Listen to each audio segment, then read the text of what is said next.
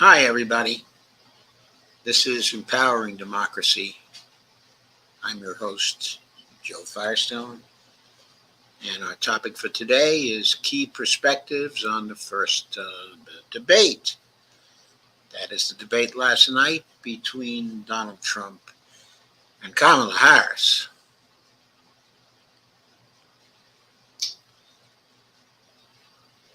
To amplify a little what we'll cover in this episode, first we're going to be discussing how both campaigns, in a sense, have been looking backwards. How, in terms of the debate, there was considerable avoidance, I think, by the moderators, but also by Trump and Harris, of what's at issue, in Gaza.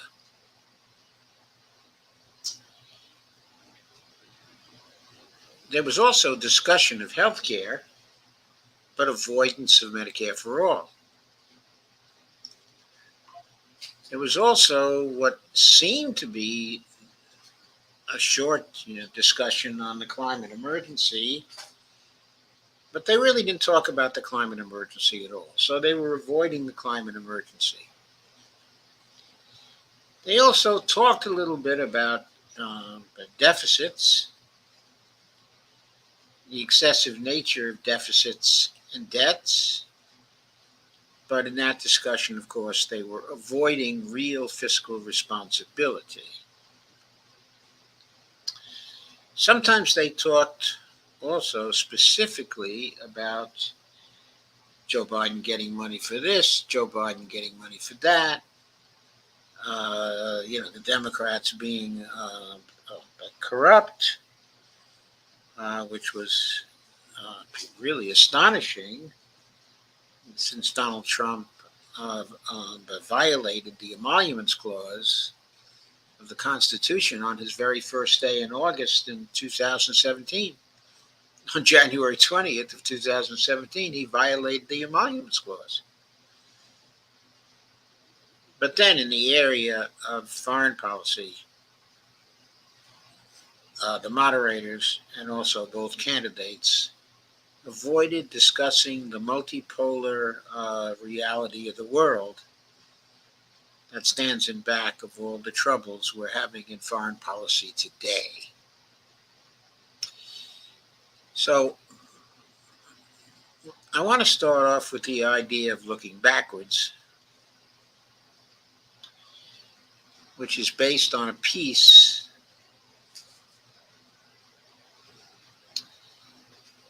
that I saw in Common Dreams. So hang on a minute and let me be sure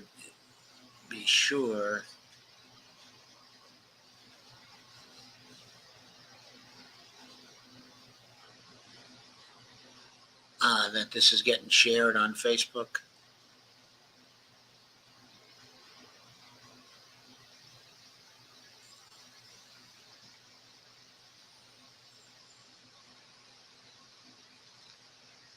So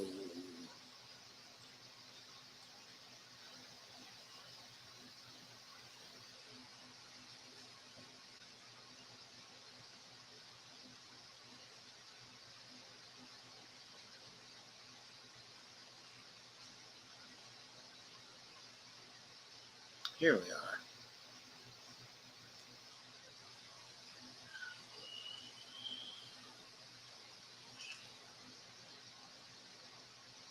Okay, that should do it.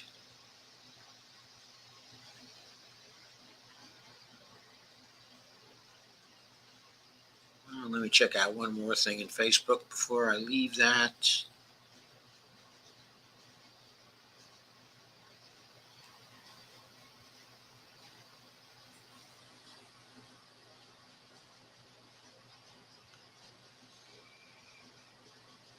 Okay, so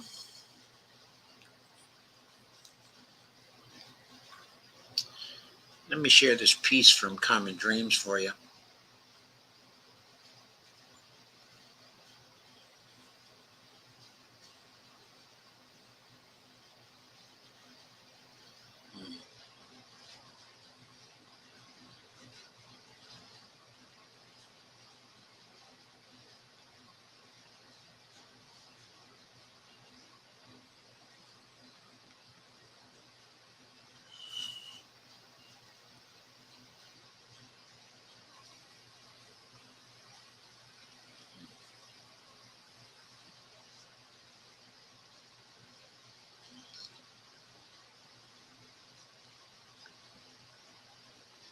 That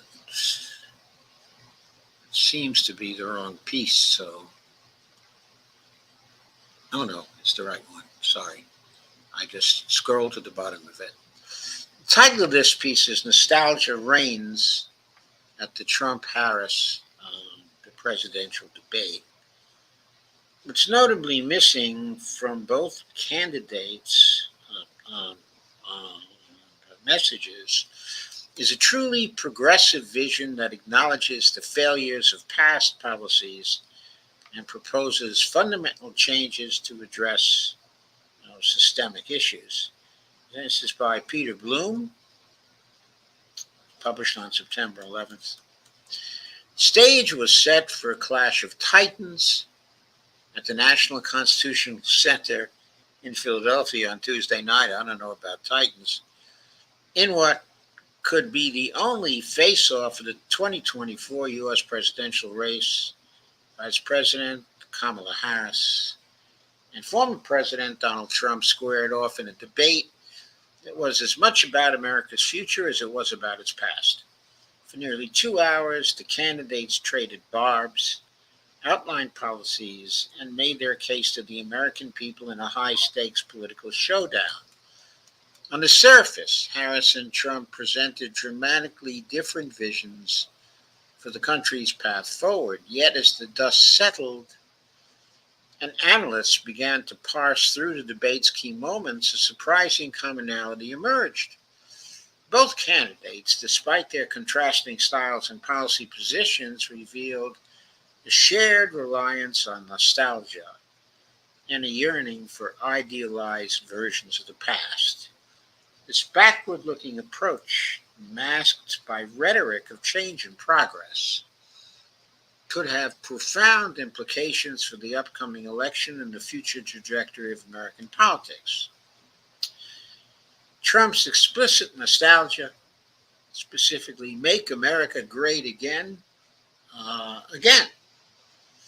Donald Trump's appeal to voters was characteristically rooted in an explicit call to return to what he portrayed as the golden era of his first term.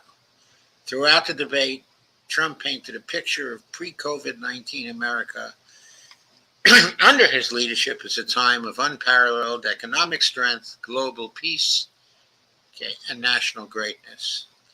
Well, he might have painted a picture of that in very broad outline, but didn't fill in too many details, I didn't think. Quote, "We had no problems when Trump was president," unquote, referring to himself in the third term. He declared, attributing the quote to the autocratic leader of Hungary, Viktor Orban. This statement epitomizes Trump's campaign strategy, presenting his potential second term as a restoration of a supposedly idyllic recent past. Trump's vision, however, is largely disconnected from the realities of his presidency. His claims of economic prosperity ignored the growing income inequality. And I have to add there that it also ignored the growing inequality between the urban and the rural areas in America, in spite of the fact that Trump gets so much of support from the largely rural red states. He did nothing to stem the tide of the growing income inequality in America between the rural and urban areas. Further going on with the article, and the impact of his trade wars on American farmers and manufacturers. His assertion of global peace overlooks escalating tensions with Iran, North Korea, and China during his tenure, and also, I might add, the papering over of tensions between the Palestinians in the occupied areas and Israel. The former president's rhetoric doesn't promise a better future so much as it pledges a triumphant return to a mythologized past. This approach, resonates with a segment of the electorate that is fueled by fear, offering them a comforting, if illusory, promise of turning back the clock. Trump's nostalgia is more overt, promising a return to a time just before the COVID-19 pandemic upended American life. It's a powerful message for those who feel that recent years have brought unwelcome changes to their communities and way of life. However, this vision ignores the ways in which long-standing economic and social policies have contributed to current inequalities and challenges.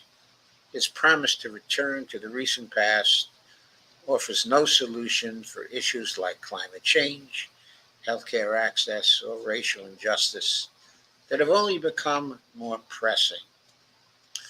Then we have Harris's implicit nostalgia, the return to, quote, normal, unquote, politics. Vice President Kamala Harris, in contrast, explicitly framed her candidacy as forward looking. She repeatedly emphasized the need to, quote, turn the page, unquote, and, quote, move forward, unquote, positioning herself as a representative of a, quote, new generation of leadership, unquote. Harris's debate performance was widely regarded as stronger than Trump's. And I would agree with that. I think it appeared to be stronger than Trump's as well. She appeared more composed, better prepared, and more focused on substantive policy discussions. Her rhetoric emphasized unity, hope, and the possibility of progress, echoing themes that have been successful for Democratic candidates in recent elections. However, a closer examination of Harris's foreign policy proposals and overall message reveals a vision that is less about charting a new course than it is about returning to a centrist, pre-Trump status quo. Her economic policies, for instance, rely heavily on market-based solutions and tax incentives, which were reminiscent of the Clinton era. Her emphasis on the unity, quote unquote, and bipartisanship harks back to the Obama administration's early optimism about bridging partisan divides. In essence, Harris is offering a return to the romanticized version of recent Democratic governance, a time before the disruptions of the Trump era where political norms were more stable and progress seemed more achievable through incremental change within existing systems. Harris's nostalgia is subtler, but no less present. Her rhetoric evokes the perceived stability and respectability of pre-Trump politics, appealing to voters who are exhausted by the former president's confrontational style and norm-breaking behavior, while acknowledging pressing issues like climate change and social inequality. Harris stopped short of proposing the kind of structural changes that many progressives argue are necessary. Her vision, anchored in centrist democratic policies reminiscent of earlier administrations, may not be sufficient. I think that may is very weak, will not be sufficient to address the scale of challenges facing the nation, from wealth inequality to the climate crisis. It seems appropriate here to stop sharing this particular article for a moment and going over to Kamala Harris's own website. And sorry, I'm looking at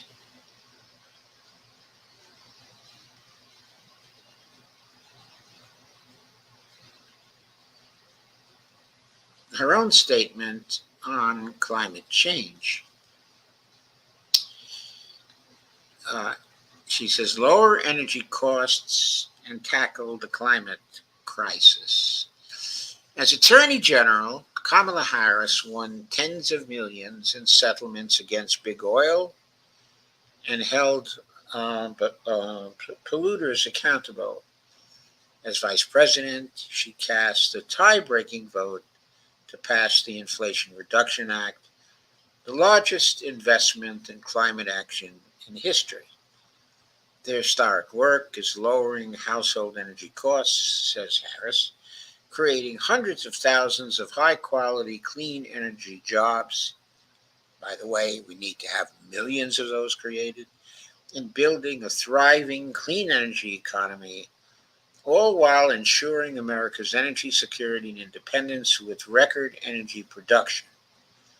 As president, she will unite Americans to tackle the climate crisis as she builds on this historic work, advances environmental justice, protects public lands and public health, increases resilience to climate disasters, lowers household energy costs, creates millions of new jobs, and continues to hold polluters accountable to secure clean air and water for all. As the vice president said at the International Climate Conference, COP28, she knows that meeting this global challenge will require global cooperation. She is committed to continuing and building upon the United States' international climate leadership. She and Governor Walz will always fight for the freedom to breathe clean air, drink clean water, and live free from the pollution that fuels the climate crisis. Now, just as her statements during the debate were extremely vague, and we'll check on those in just a minute, this statement is extremely vague. Contrasted, for example, with the platform statement of Bernie Sanders in both 2016 and 2020. They were far more detailed, and they envisioned the expenditure of roughly $1.6 trillion per year on the climate crisis for 10 years running. Also, the programs offered by Jill Stein are even more comprehensive when it comes to the climate crisis, and they envision changes that would end up costing somewhere in the neighborhood of $40 trillion over 10 years, or $4 trillion per year. Uh, Much more specific and much more realistic statements about how to tackle the climate crisis. Just to leave here, however, and check for a moment on what Harris said during the debate. Let's go to about 133 here. See if that's right.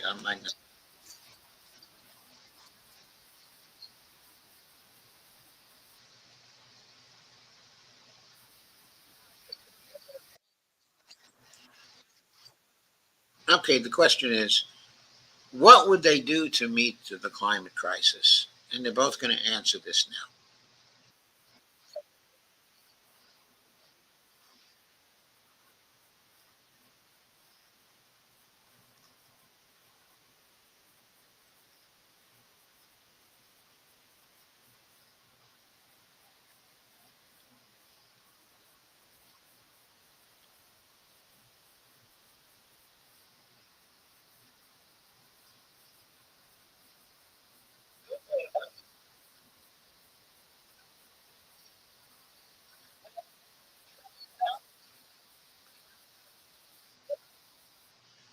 That, by the way, is an average of 250 billion per year. Compare that to Bernie's 1.6 trillion or Jill's roughly 4 trillion per year.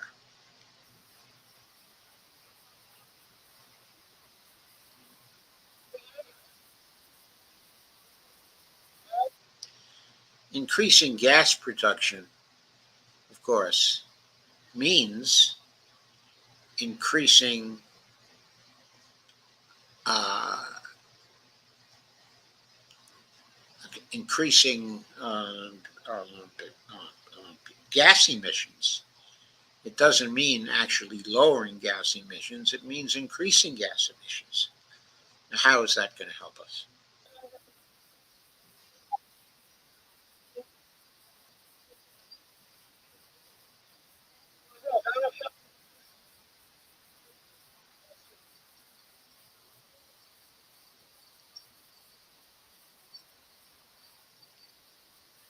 So, what are we talking about now?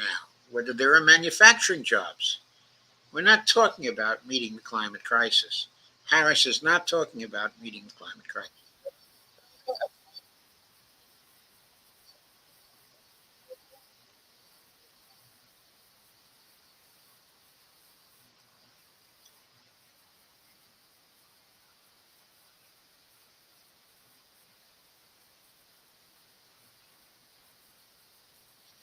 So, that was her statement on it.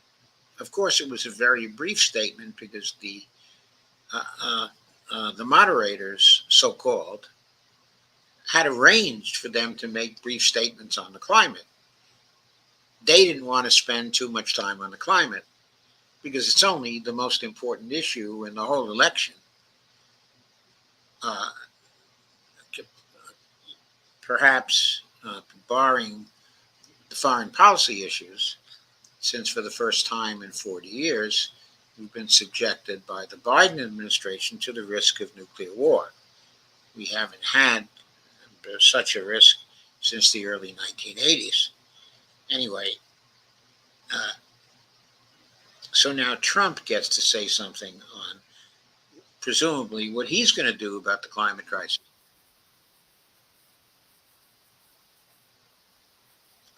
So again, it's about manufacturing jobs. They just lost 10,000 manufacturing jobs. Oh,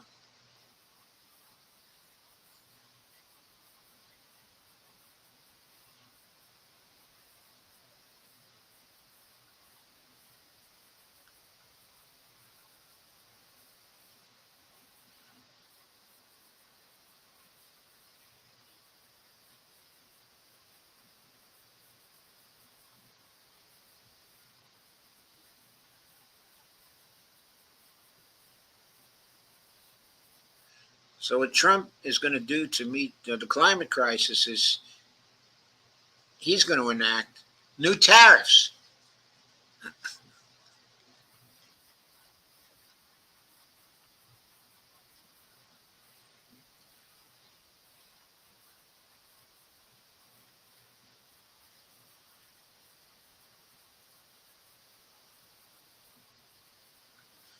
So now he raises the corruption issue, but he doesn't talk about what he's going to do to help us with the climate crisis.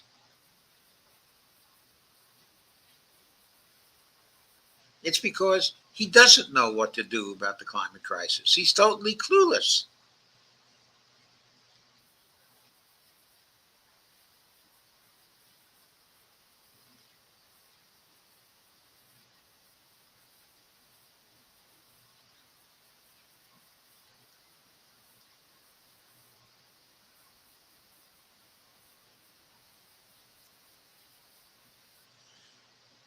So, what did his administration do? Well, his son in law made deals with the Saudis that were worth $5 billion to Jared Kushner. Okay, and other deals were made, okay, with the Saudis that brought wealth to Trump's family.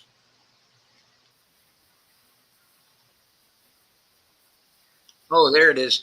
That's the total coverage of the climate in this ridiculous debate. Total coverage. How much was it? 3 minutes?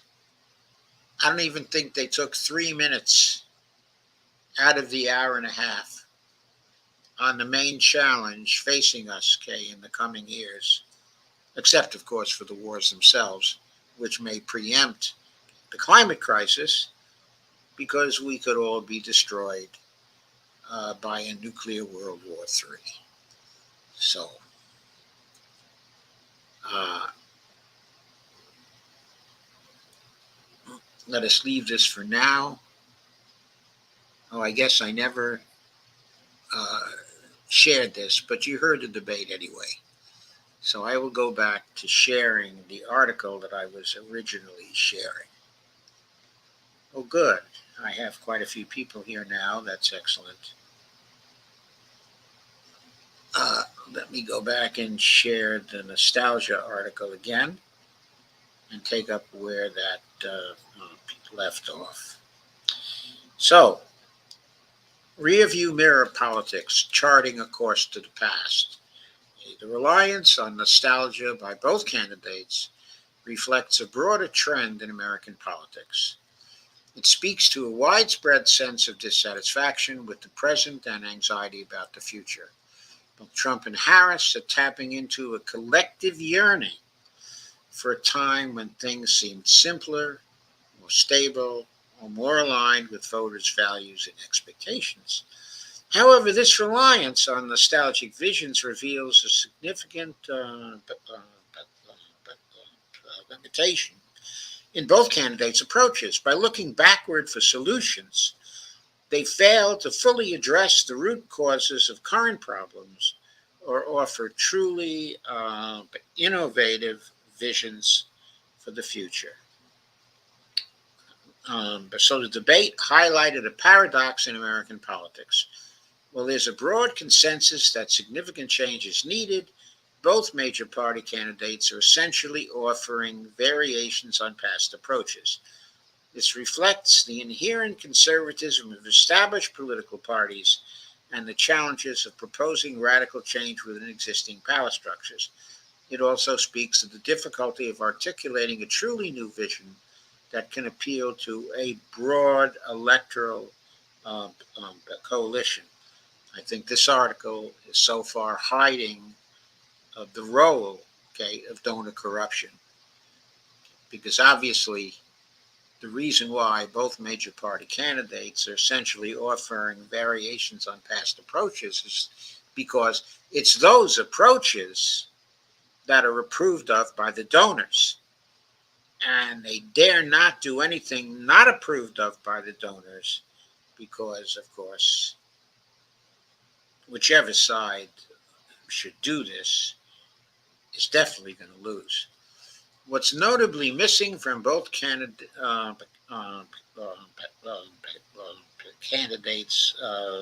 messages is a truly progressive vision that acknowledges the failures of past policies and proposes fundamental changes to address systemic issues. As climate change accelerates, technological disruption reshapes the economy, social tensions persist, limitations of backward-looking solutions become increasingly apparent. So the debate between Harris and Trump revealed not just the differences between the candidates, but also the shared constraints of American political discourse. It highlighted the need for a more forward-looking, innovative approach to governance, one that learns from the past without being bound by it, and that isn't afraid to reimagine systems and institutions to meet the demands of the future. 2024 election thus presents a critical juncture for American democracy.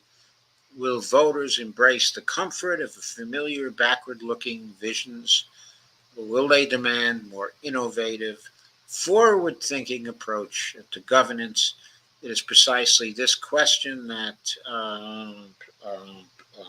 progressives must begin organizing around to challenge the threat of rear-view politics from both parties. Only in so doing can we truly begin charting a genuinely hopeful course to the future. Now, when we consider the conclusion of this article and this article itself, we have to be aware of the context. Trump is proposing no new innovations. He's proposing big tax cuts and also keeping the Supreme Court, keeping the Supreme Court pretty much the same as it is now, or adding to the majorities in the Supreme Court. He seems to love this Supreme Court he talked during the debates about the justices, the 6 justices, okay, and how wonderful they were, 6 excellent, justices. And of course, he talked about the great success, okay, of rolling the problem of choice or the problem of abortion, if you want to put it, okay, in that way back to the states. So he's congratulating himself for what he did, okay, with respect to the courts. And of course, he ignores the fact that that is terribly, terribly unpopular. And so he basically proposes nothing new. He's not proposing anything new. And how about Harris? Let us go back again to her platform. During the debate herself, of course, she had things to say about stopping price gouging, uh, uh, meeting the housing crisis, of course. Uh, but she also didn't propose, anything new. I'm sorry, I meant to go back to. Uh,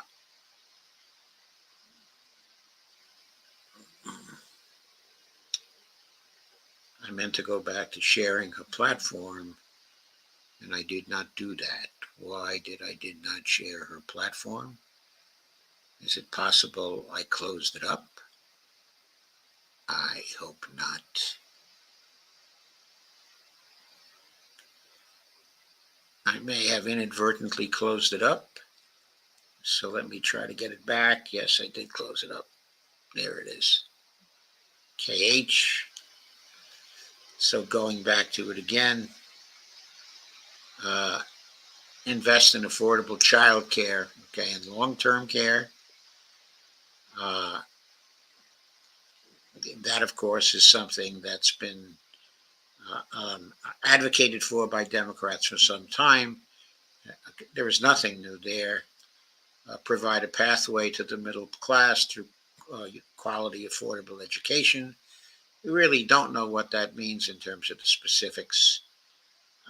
Okay, I could open that up, but again, it's a very, very short statement. It really doesn't indicate anything specific. She wants to be supportive, okay, of innovation and workers. That, okay, is wonderful. But of course, she's not proposing to spend too much. Her proposals, okay, were evaluated by CBO, okay, already. And they basically propose something like deficits over 10 years' time of $1.3 trillion, which is deficits of about $130 billion a year. And I can tell you right now, those deficits are far too small because we'll be losing far more money than that to trade, which will be moving out of the economy. And to compensate for the trade deficit, we need much larger domestic deficits, probably in the neighborhood of $2 trillion per year. So her plans there are not going to really create any great change. She wants to bring down the cost of health care. She mentions extending the $35 cap on insulin and cutting the costs, okay, of drugs, okay, and lowering premiums, okay, and things like that. But she'll be fighting the healthcare industry, which of course is going to be contributing to her campaigns because they want the federal government to spend more. Okay. There's an issue of the federal government now spending roughly $4.3 trillion a year and going up. I'm sorry, not the federal government, but total healthcare expenditures of $4.3 trillion per year. The federal share of that is something like $3.1 trillion per year. And of course, Okay, she is not proposing the reform that would lower total healthcare spending to roughly $2.2 trillion a year. Reform, okay, is Medicare for all. But she, of course, studiously keeps away from that because that would compromise her donor base, take on bad actors, and bring down costs.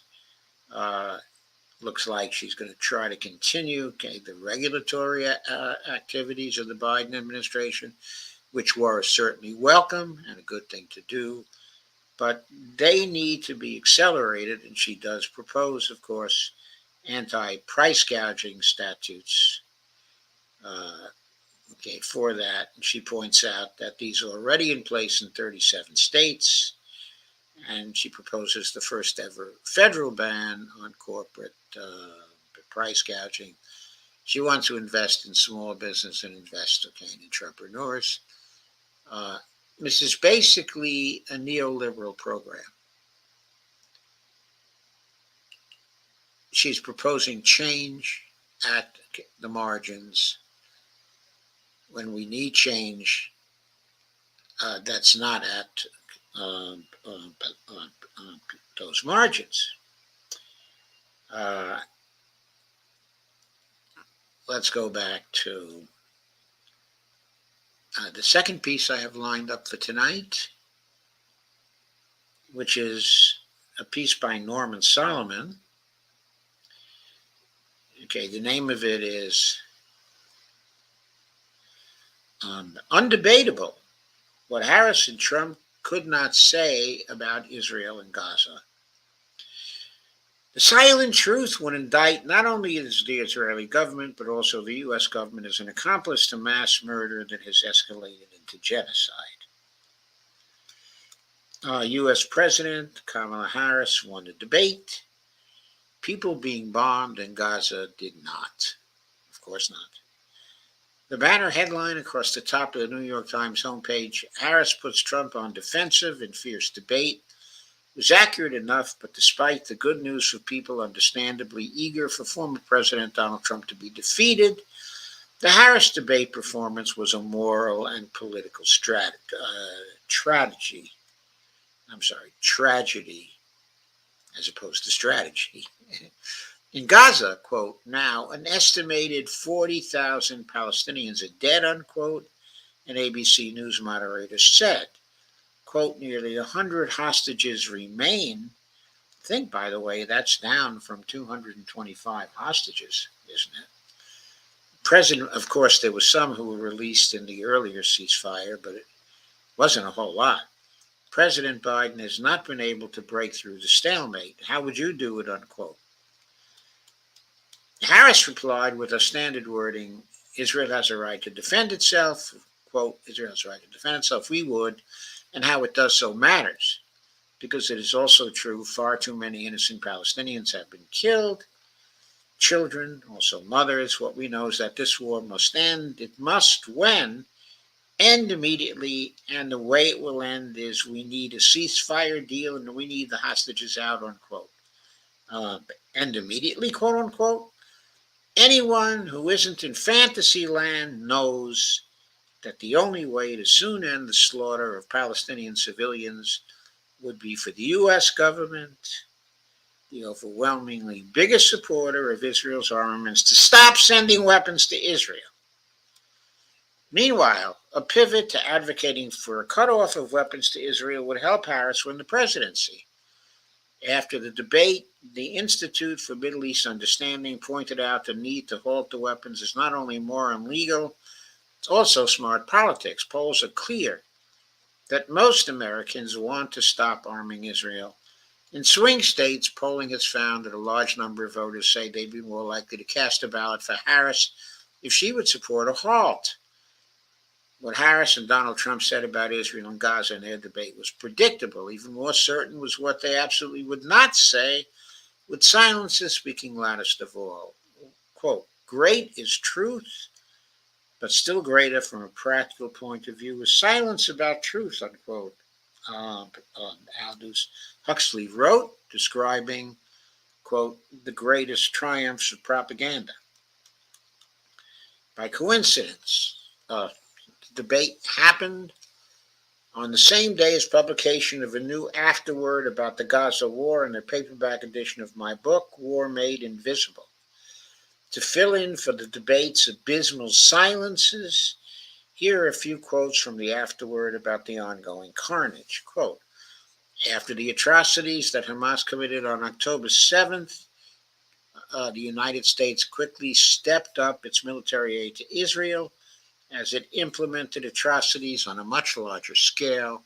In truth, as time went on, the entire Israeli war in Gaza amounted to one gigantic atrocity with uncountable aspects. Unquote. I must add here that during the debate, Harris pointed out, of course, that on October 7th, Hamas caused the death of 1,200 Israelis, including the deaths of people who were fleeing from a concert that was close to the Gaza border. This is now disputed. First of all, the fatalities were rolled back, to roughly 1,100. But then also the case was made by the Gray Zone, by Scott Ritter, and by the Electronic Intifada, that roughly half of the casualties from October 7th were due to the Israelis firing on their own people, not to Hamas, at all. I understand there's a dispute about this. I'm not going to say that it's something that's completely established, but the evidence is strong that the 1,200 fatalities that were claimed by Harris, in her debate, that is not true. There are good reasons to believe that the fatalities on that day were roughly 1,100 and that they were equally caused by Israel and Hamas. As with going on with this piece, as with the steady massacres with bombs and bullets in Gaza since early October, quote, the Israeli-U.S. alliance treated the increasing onset of starvation, dehydration, and fatal disease as a public relations problem. Quote, in the war zone, eyewitnesses reporting and photojournalism was severely hindered, if not thwarted, by the Israeli military, which has a long record of killing journalists, unquote. This is true. That is not under dispute, I don't believe. But who knows? I think the Israeli government will dispute almost anything in its effort to win the propaganda war. But I think there is an international consensus that roughly 130 to 140 journalists have already been killed in Gaza, and that the Israelis had killed journalists in previous conflicts, so the journalists could not tell the truth about those conflicts.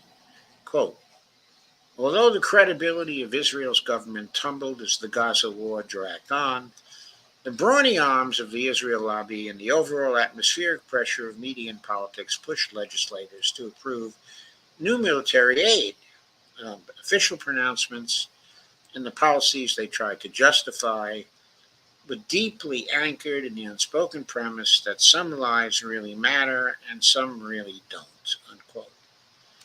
The United States persisted in, quote, violating not only the U.S. conventional arms transfer policy, but also numerous other legal requirements, including the Foreign Assistance Act, the Arms Export Control Act, the U.S. War Crimes Act, the Leahy Law, the Genocide Convention Implementation Act, and several treaties.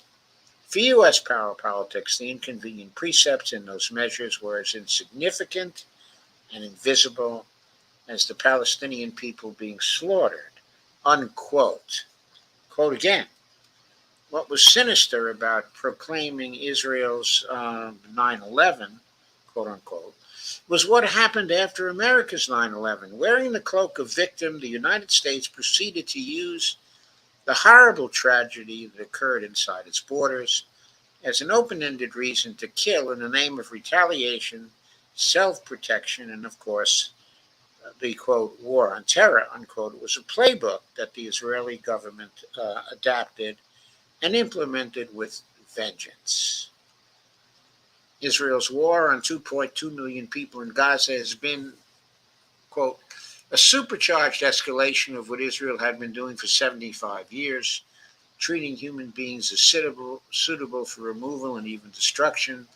As Israel's war in Gaza has persisted, quote, the explanations often echoed the post 9/11 rationales for the, quote, war on terror, unquote, from the U.S. government, authorizing future crimes against humanity as necessary in the light of certain prior events, unquote.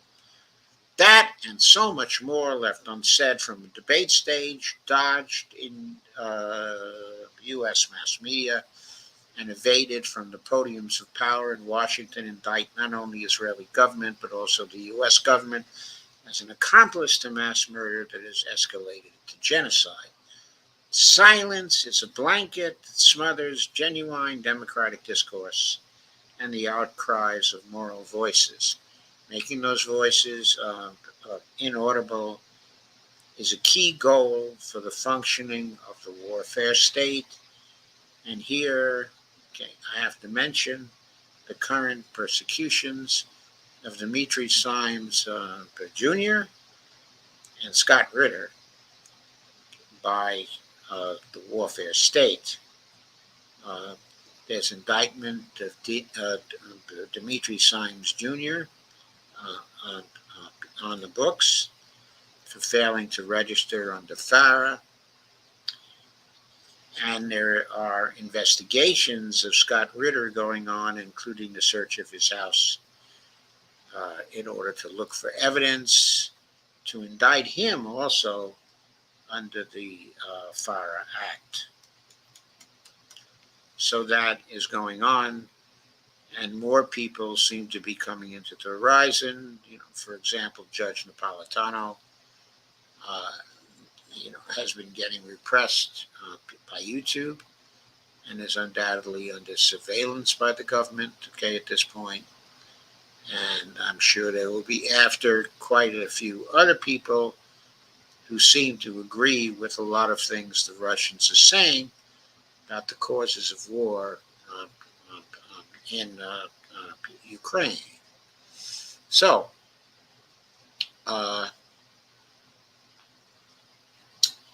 that piece addresses, of course,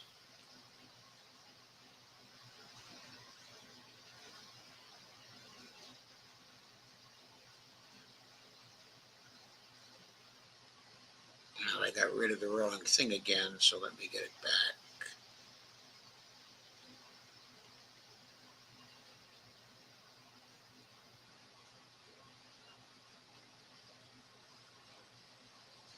Okay, that piece addresses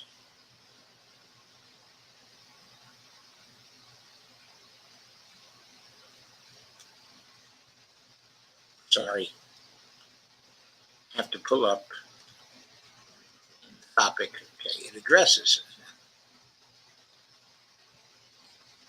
So please be patient with me for a moment while I do that.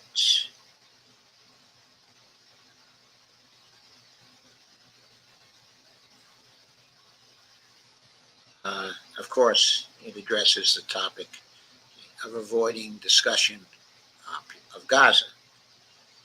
Now, there was a relatively short discussion of Gaza during the debate, but both Trump and Harris took conventional views on Gaza, though Trump did not advocate for a two-state solution, okay, as Harris did. But as Norman Solomon points out, uh, the easiest way to get to a ceasefire in Gaza is to stop the shipping of arms from the administration. Harris, of course, has not advocated for that. She doesn't have the authority to do that. The authority to do that lies with Biden. Harris, okay, is in a difficult position with respect to that.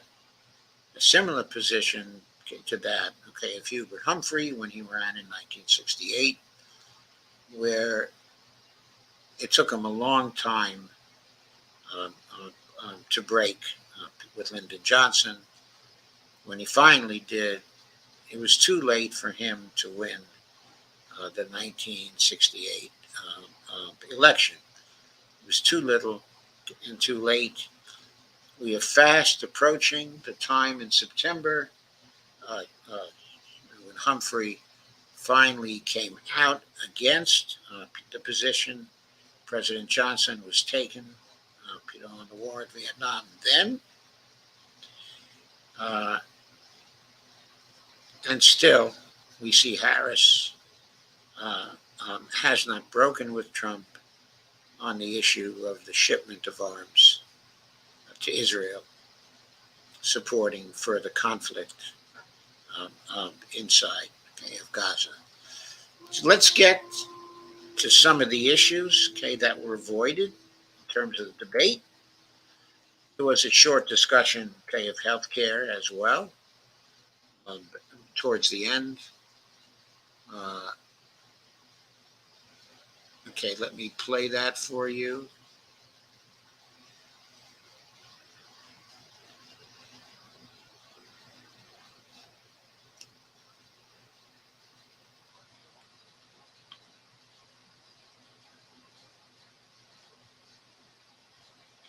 Okay. Let me bring this back to about where it starts. I think it's about here. Let's see. Obamacare. You have failed to accomplish that. You now say you're going to keep Obamacare, quote, unless we can do something much better. Last month, you said, quote, we're working on it. So tonight, 9 years after you first started running, do you have a plan, and can you tell us what it is? Obamacare was lousy health care, always was. It's not very good today. And what I said, that if we come up with something, and we are working on things, we're going to do it, and we're going to replace it. But remember this. I inherited Obamacare because Democrats wouldn't change it. They wouldn't vote for it. They were unanimous. They wouldn't vote to change it. If they would have done that, we would have had a much better plan than Obamacare.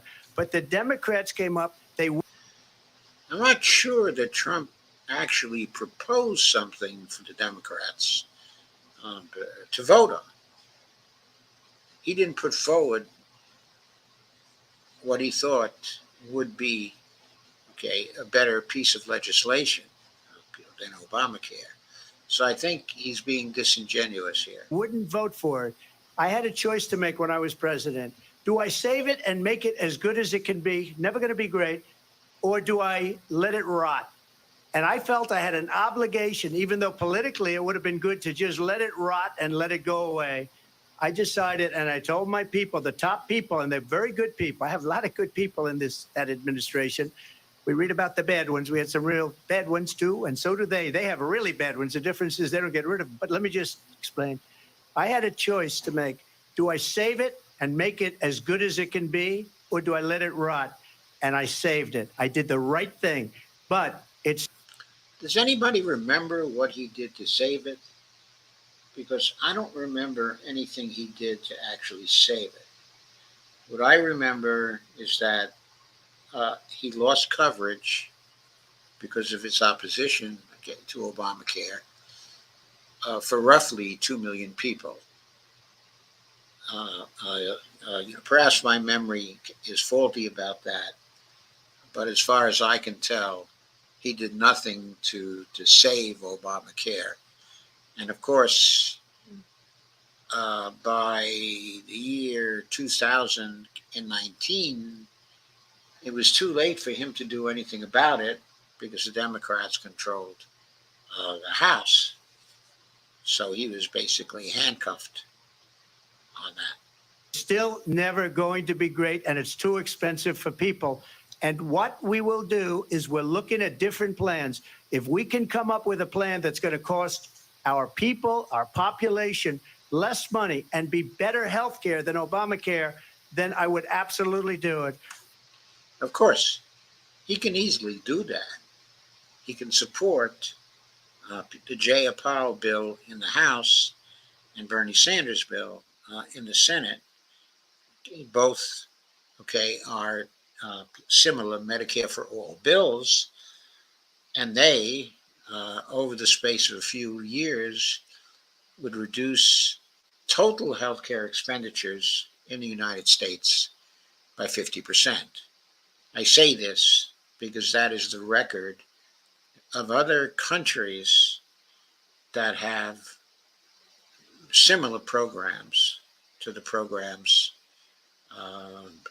suggested by Bernie Sanders, and Jay Powell. So there's legislation on the table to cut back expenditures by 50%. Of course, that involves basically throwing the insurance companies out of the equation. Somehow I doubt that Trump is going to do that, but going on.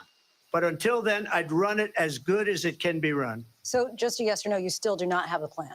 I have concepts of a plan. I'm not president right now. But if we come up with something, So he can't have a plan. He can't have any legislation because he's not the president right now. He doesn't have people he works with who are competent to actually draft some legislation. Or is it just that he never wanted to draft any such thing? I would only change it if we come up with something that's better and less expensive. And there are concepts and options we have to do that. And you'll be hearing about it in the not too distant future. Vice President Harris, in 2017, you supported. Well, we better hear from it within the next, is it 56 days? Or it's not going to be any good for this election. Bernie Sanders' proposal to do away with private insurance and create a government-run healthcare system. 2 years later, you proposed a plan that included a private insurance option. What is your plan today? Well, first of all, I absolutely support, and over the last 4 years as vice president, private healthcare options. But what we need to do is maintain and grow the Affordable Care Act. But I'll get to that, Lindsay. I just need to respond to a previous point that the former president has made. I've made very clear my position on fracking. And then this business about taking everyone's guns away. So she's going off on the tangent, correcting misstatements that Trump, had previously made. Something he did also, throughout the debate. And the moderators didn't stop them, Tim Walz and I are both gun owners. We're not taking anybody's guns away. So stop with the continuous lying about this stuff. As it relates to the Affordable Care Act, understand, just look at the history to know where people stand. When Donald Trump was president, 60 times he tried to get rid of the Affordable Care Act. 60 times. I was a By the way, that's true. senator at the time. When I will never forget the early morning hours when it was up for a vote in the United States Senate. And the late, great John McCain, who you have disparaged as being, you don't like him, you said at the time, because he got caught. He was an American hero. So she's supposed to be talking healthcare at this point, but she has to introduce the insults, to John McCain, that came out of Trump's mouth. Late, great John McCain, I will never forget that night, walked onto the Senate floor and said, no, you don't. No, you don't. No, you don't get rid of the Affordable Care Act. You have no plan. And what the Affordable Care Act has done is eliminate the ability of insurance companies to deny people with pre-existing conditions. I don't have to tell the people watching tonight, you remember what that was like? Remember when an insurance company could deny if a child had asthma, if someone was a breast cancer survivor, if a grandparent had diabetes? And thankfully, As I've been vice president, and we over the last 4 years have strengthened the Affordable Care Act, we have allowed for the first time Medicare to negotiate drug prices on behalf of you, the American people. Donald Trump said he was going to allow Medicare to negotiate drug prices. He never did. We did. And now we have capped the cost of insulin at $35 a month. Since I've been vice president, we have capped the cost of prescription medication for seniors at $2,000 a year. And when I am president, we will do that for all people, understanding that the value I bring to this is that access to health care should be a right and not just a privilege of those who can afford it. And the plan has to be to strengthen the Affordable Care Act, not get rid of it. Vice Past his President prologue Harris, in thank terms you. of where Donald Trump stands on that. I want to The only piece of legislation that currently implements health care as a right, of course, are the Medicare for All plans that have been introduced by Jayapal and by Bernie Sanders. move to an issue Well, that's important for a She lot made a of mistake. Number one, John McCain fought Obamacare for 10 years. But it wasn't only him. It were all of the Democrats that kept it going. And you know what? We can do much better than Obamacare, much less money. But she won't improve private insurance for people, private medical insurance. That's another thing she doesn't want to give. President People Trump. are paying privately for insurance that have worked hard and made money, and they want to have private. She wants everybody to be on government insurance where you wait 6 months for an operation that you need immediately. President Trump, thank you. We have another issue that we'd like to get to that's important for a number of Americans, in particular younger voters, and that's climate. So that was a discussion of health care. It hardly touched, on the subject. It hardly brought up any of the issues, and there was only milquetoast stuff from Harris, about improving Obamacare further.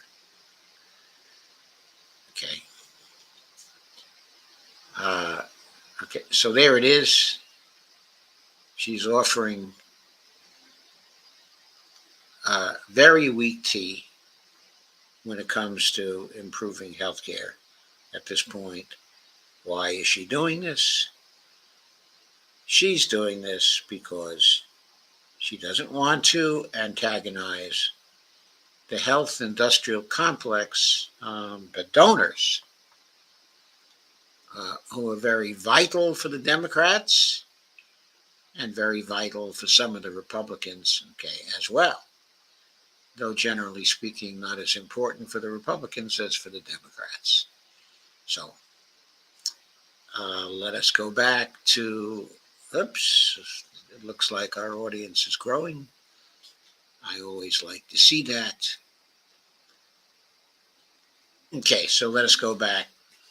I think you'll agree they were avoiding a substantive discussion of Medicare for All, both of them. Also, we've already covered how they avoided the climate emergency. Very little time spent on the climate emergency. Let's get to the next topic, which was avoiding real fiscal responsibility. Towards the beginning of the debate, let's see if I can find it.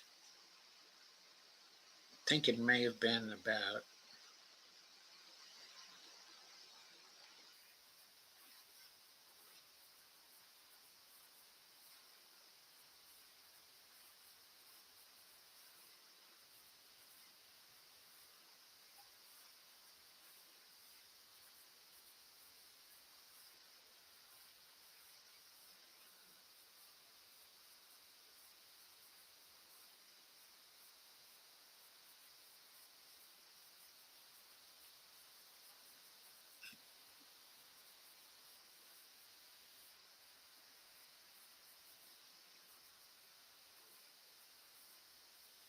I may have missed the statement I'm looking for.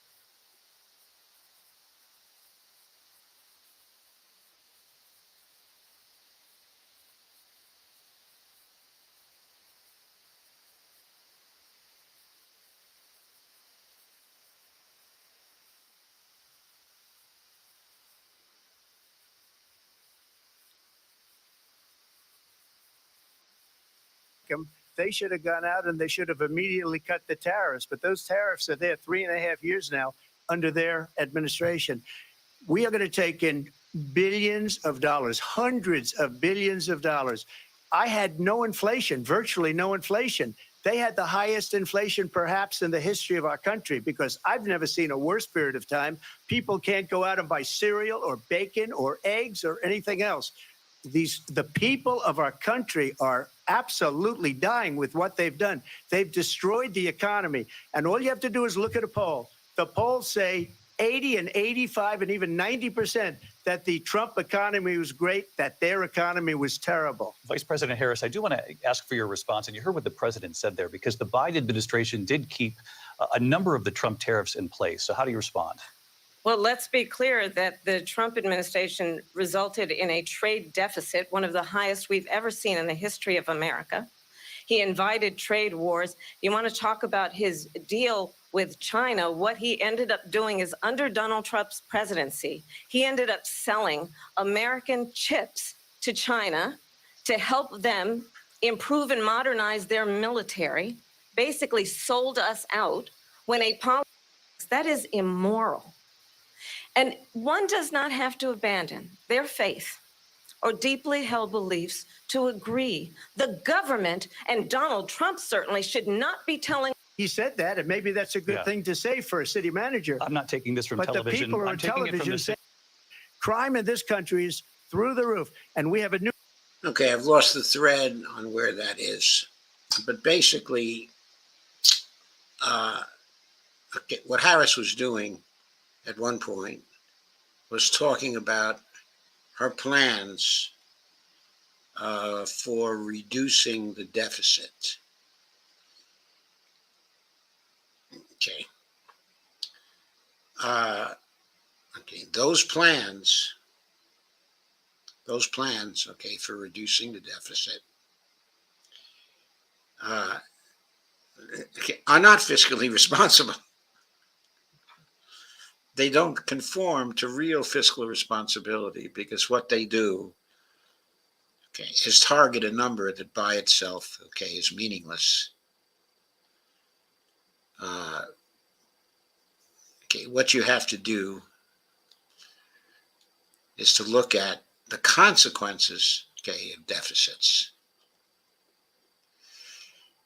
The federal government is not set up at this point to look for the consequences, okay, of deficits. What we do know is that the higher the deficit, the higher the payments being made by the government, okay, to the non-government. The combination of the foreign sector, and the domestic private sector. Okay, so if deficits are higher, we know there's more money that's going into the other sectors, okay, from the federal government. That, of course, can be good. It depends on where the money, okay, is going. Okay, but CBO doesn't have the capability, okay, to be able to predict where those deficits are going to go right now. So Harris's notions that she's going to reduce the deficits is not necessarily fiscally responsible. And Trump's policies of tax cuts, which are undoubtedly going to increase, okay, the deficits, I guess the estimate is roughly $1 trillion a year, so $10 trillion over 10 years. That may not be bad for the economy. Okay, it depends upon how those deficits, which of course, okay, the lion's share of those will start by going to rich people, but how that's going to be distributed throughout the economy, okay, is not so clear. But even take it at $1 trillion a year, and even take the fiscal multiplier at roughly 33 cents on the dollar. That means that $330 billion in stimulus is being fed into the private economy. That's considerable stimulus. So, there was no discussion of real fiscal responsibility, and only a very minor discussion even of what I call faux fiscal responsibility. And that was an unfortunate characteristic, okay, of this debate, because that's very, very important for the future of the economy. Now we come to the final issue, okay, that I want to discuss. And that's the issue of avoiding the multipolar reality that exists in the international system, okay, at this point. It will soon be October. It is 9/11 now, okay, as we all know. In October, there's an important BRICS conference coming up in Kazan, where the BRICS nations will consider expanding, okay, the membership of BRICS. At this point, we don't know how large the expansion is going to be. It now stands, okay, at 10 members, okay, of BRICS. The expansion could result in 35 members of BRICS or 40 members, okay, of BRICS.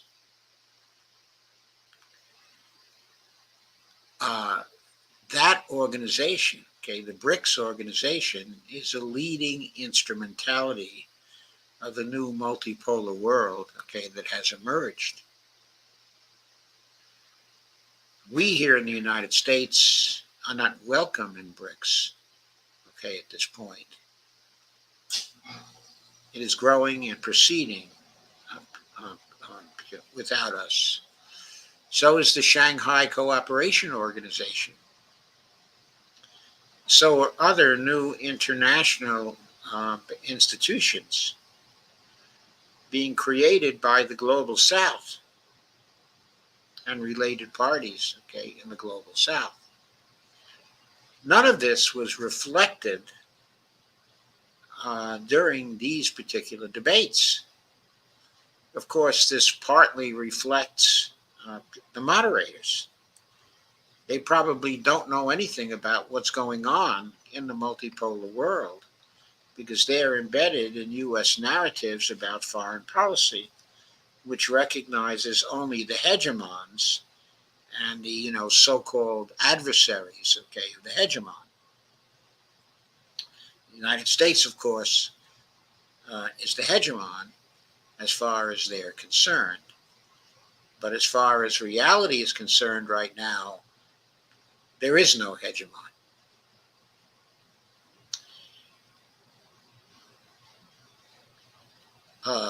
There is no hegemon because the Russians have at least as many warheads as we have. I'm talking, of course, of nuclear warheads. And they also have hypersonic missiles, which we do not have. And they've been distributing hypersonic missile technology to North Korea, to China, and lately to Iran. And of course, North Korea has its own nuclear technology. They have warheads too. And the Chinese have warheads also. They probably don't have as many warheads as the Israelis have. But they still have a substantial number, okay, of warheads. So, the capacity to destroy each other is once again widespread, okay, in this world. And is growing more widespread with each passing year. And we are doing nothing about it by creating new arms control agreements. We've given up on arms control. But the world is becoming more and more multipolar with each passing year. Our naked, raw power to determine events in the world is declining with each passing year. We're seeing this in West Asia, where we can no longer work our will. Our bases in West Asia are vulnerable to rocket attacks from all sorts of groups, stretching from Iran, to Yemen, including Iraq and Syria, Hezbollah, in Lebanon, um, um, Hamas. All these groups have rockets, drone technology, and ballistic missile technology to a great extent as well. Our bases in the Middle East are vulnerable to all of these forces. If a wider war starts there, we could find our bases destroyed in a few weeks and have no more bases there in the Middle East. They're stationary targets right now, and we're not able to defend them. So the military situation there is serious and getting more serious. Our capacity to produce the wherewithal for war is now obviously secondary to the Russians' capacity to do the same,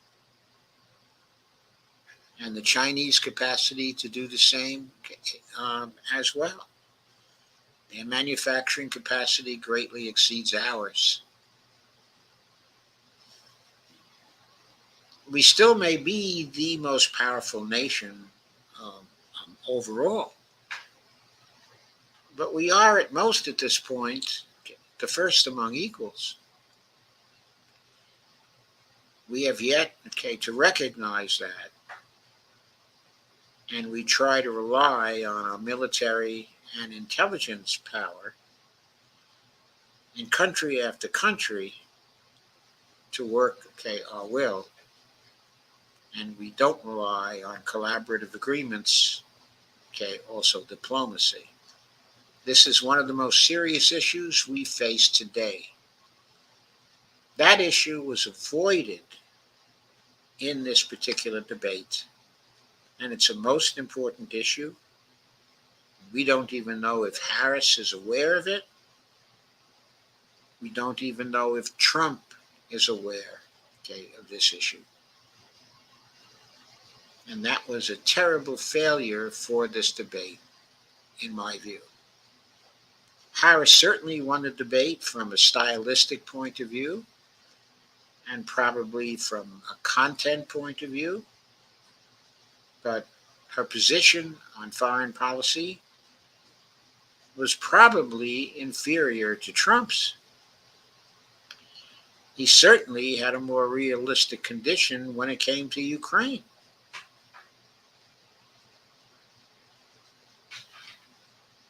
Of course, his claims to have special influence, with Putin, the friendship so important, I don't think that cuts any ice. Certainly not with me. Putin is a very rational actor,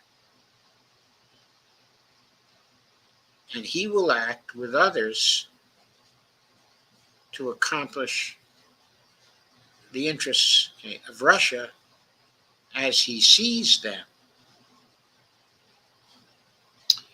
Whoever would like to collaborate with Putin will find him open to collaboration and open to agreement. But any such collaboration cannot include maintaining the threats from the West and from NATO and from the United States that now exist. That threatening situation is going to have to end. So those are my perspectives on the debate. At this point, I guess there is one more thing to mention. while corruption was mentioned, okay, inside of the debate, neither party came up with any plan about how to get rid of the corruption. Nor was corruption considered a major issue by the moderators. It was rather brushed aside as part of some uncomfortable statements made by Trump in condemning the Biden administration. Now, for those who were aware of the corruption of the Trump administration, it should be perfectly clear to all that Trump did not take a back seat to Biden when it came to corruption. I mean, I certainly believe that, but it's not a question of whether the Biden administration was more corrupt or the Trump administration is more corrupt or the Congress is more corrupt, okay, than both of them. The issue is that our democracy is undermined by corruption, and we need to have a dump the corruption movement to get rid of the influence of corruption, okay, in our democracy, so we can have a democracy, because we don't really have one now. That issue, of course, never came to fore, okay, in this particular debate. So that's what I have to say about that.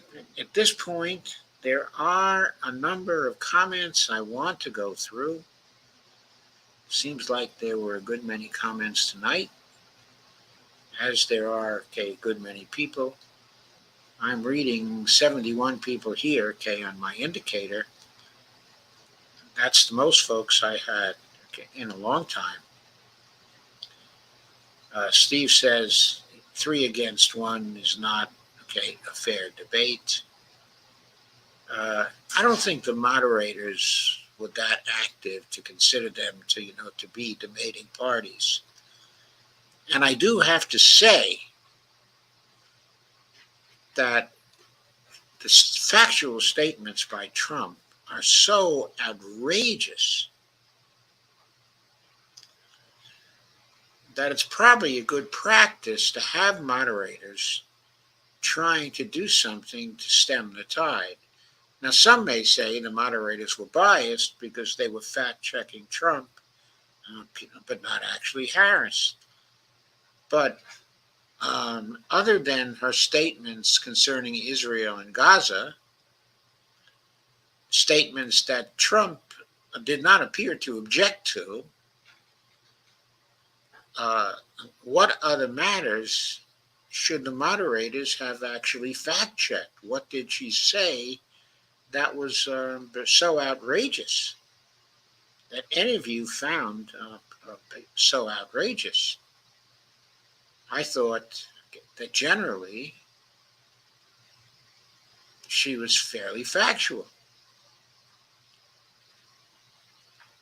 except when it came to foreign policy, when she shared the stupid narratives that are governing things here in the United States. Steve, both Trump and the moderators let Kamala slide when she wanted to answer the question about whether the people are better off than 4 years ago. Okay, disgusting. Oh yeah, I do agree with that. They should have made her answer the question, and she would have had a very good answer to that question. All she had to do in answering that question was to talk about the Supreme Court and all the terrible things the Supreme Court has done in the past 4 years, okay, or so. When you have a situation where the president now has a broad immunity to commit crimes while he's in office, I don't think the American people are better than 4 years ago. When you have a decision that has handcuffed the administrative state and regulation in this country, I don't think the people are better off than 4 years ago.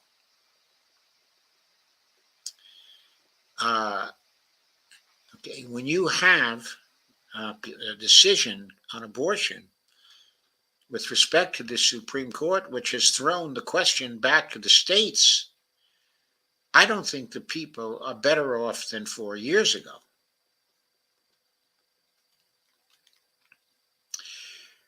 When we have a situation in Congress where the Voting Rights Act or the reinvigoration of the Voting Rights Act could not be passed out of Congress, and when the John Lewis Act could not be passed out of Congress, I don't think people are better off than 4 years ago.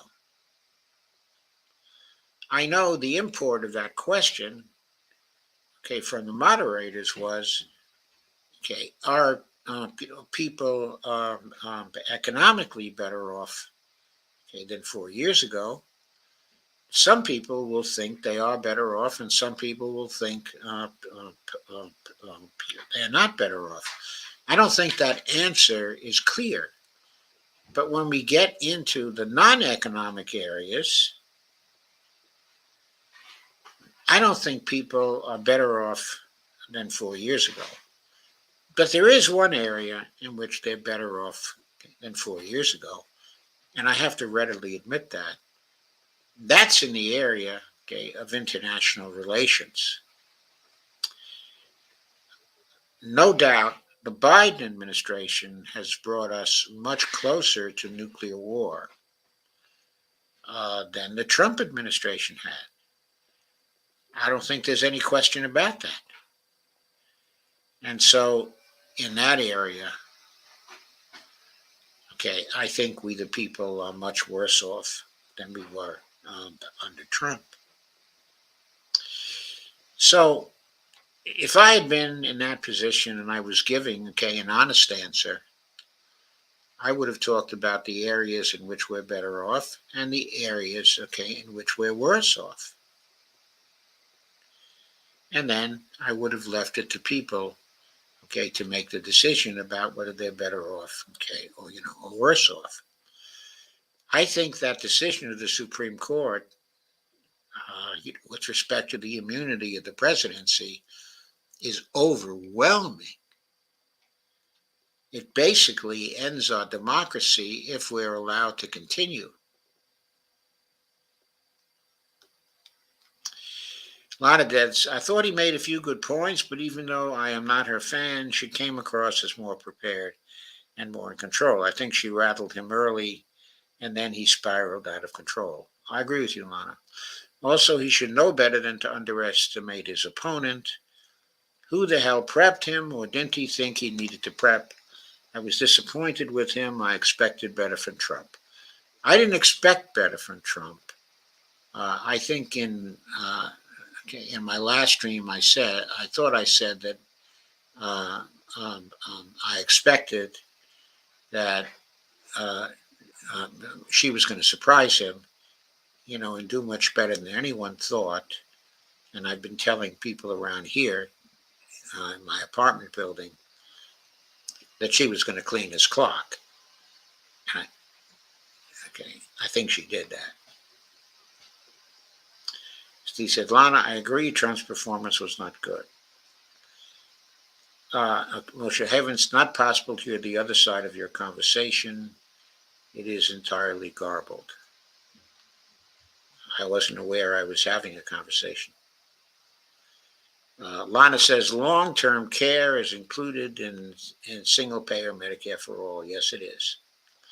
Lana says, I was listening to Sam Seder, and Emma Vigeland during a debate. They brought up that the franking thing is apparently very important to win the Electoral College in Pennsylvania. The fracking thing, yeah, so the flip-flop, yeah, I agree. That is why she flip-flopped. And Lana points out, that Lena Khan has been fabulous. Yes, she has. But I think Khan is spelled Khan by her rather than Kahn.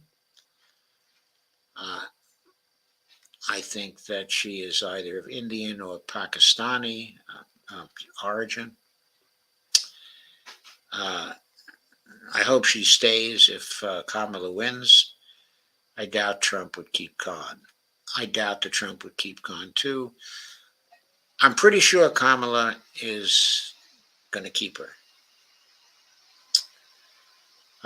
Steve says Kamala brought up rapes on October 7th, which has been debunked. Yes, she did. I agree. And that has been debunked, by the gray zone and the electronic intifada and the Middle East Eye, and also Scott Ritter and other sources. At one point, Kamala started to cackle, but then stifled herself, laugh out loud. Well, I'm glad she did. Steve Wolfman says, Trump's hair actually looked good for once. Yeah, it did.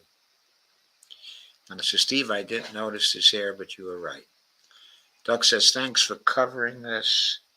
I couldn't bear the torment. Laugh out loud. Yeah, I sat through it twice. Okay, it was hard.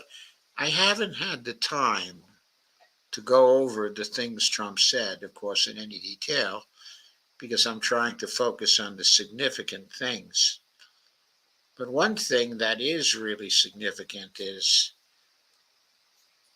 the style of Trump's debating involves such frequent dishonesty, okay, and lying, that just the way he talks and weaves in and out, and the webs that he weaves, and the drive-bys that he's continually dropping while he makes his points, create, okay, an atmosphere, just a blanket of lying, okay, that covers everything, and that has the property of distorting reality for people if they listen to it enough, and they do so in a non-critical way.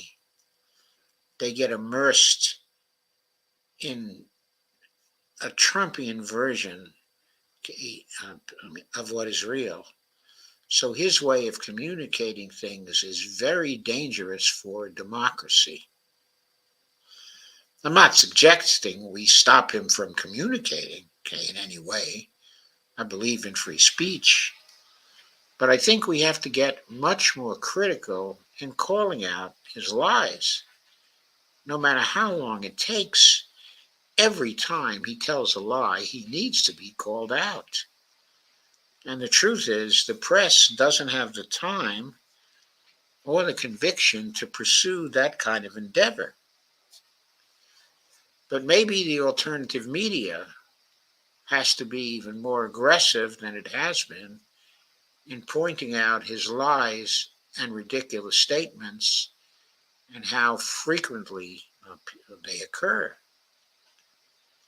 I think the lies told by Kamala also frequent, but they more often are lies, okay, of omission, lies of bias,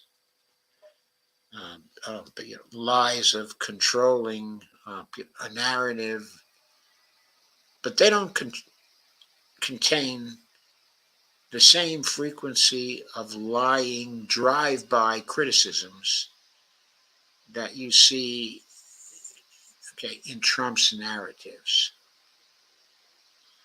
Okay, I think Kamala is much easier to follow and much easier to criticize than Trump is. I don't think Trump is easy to criticize because he tells so many lies, you don't know where to begin.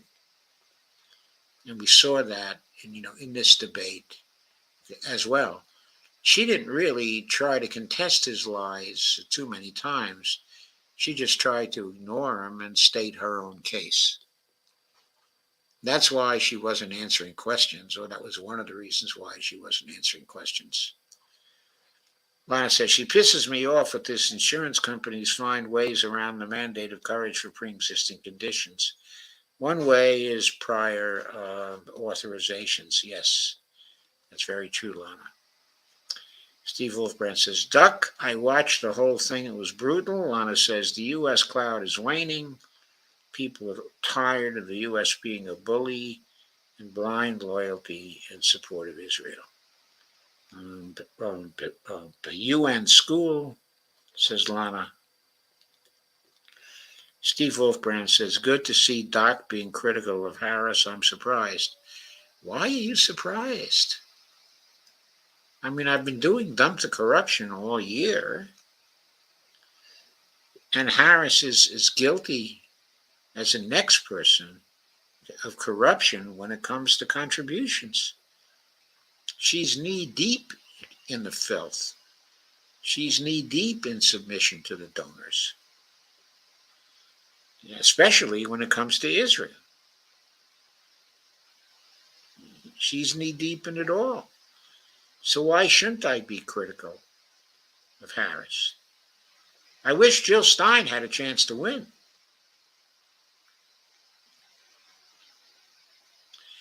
Yeah, Jill Stein is going to be on the ballot here in Virginia.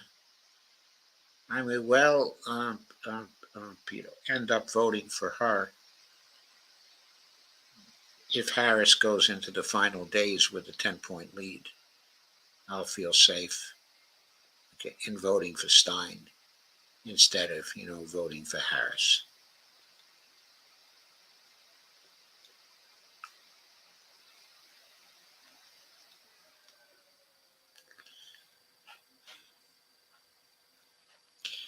Anyway, I intend to remain critical of Harris. I don't intend to be whitewashing Harris for the rest of this campaign. But equally, I'm not going to whitewash that lying ass son of a bitch, Donald Trump. And you should not either, Steve.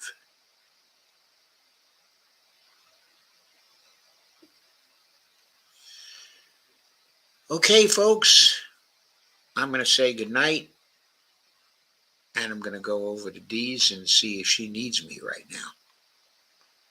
She may not, but in any case, I'll be back tomorrow night when hopefully I'll be able to do an international relations show. There's so much to talk about in the IR area. So good night, everybody. Hope you have a great night. I intend to have a great night. We had a jewelry show here today, so I had to get up too early, far too early. And I haven't had a chance to take a nap yet. So good night.